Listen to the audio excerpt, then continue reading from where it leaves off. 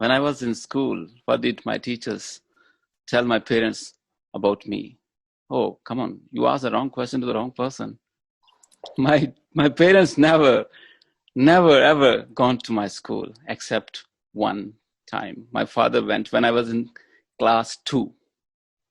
And right in front of my teacher, he slapped on my face. That was the lesson I always remember.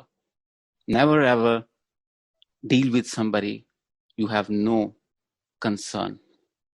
The person who fed me 2 rupees, it was perhaps in 80s, late 80s.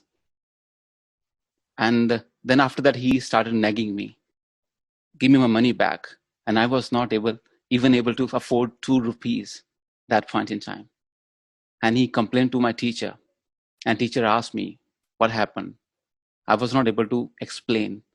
And that was one time they insisted me to bring my parent in school. My father went there.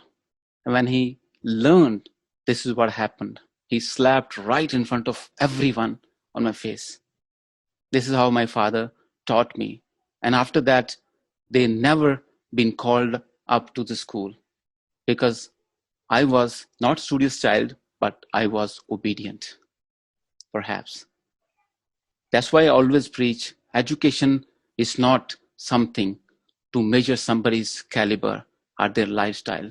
It's obedience, the respect with their culture, the class, the way they are brought up is what matters in anyone's life.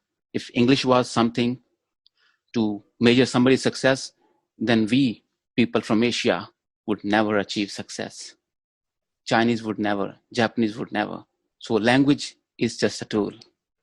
What matters is how you are brought up. That's how I was brought up. My parents never met with my teachers after that. Back to you, ma'am. Thank you, DTM Amjad Ali.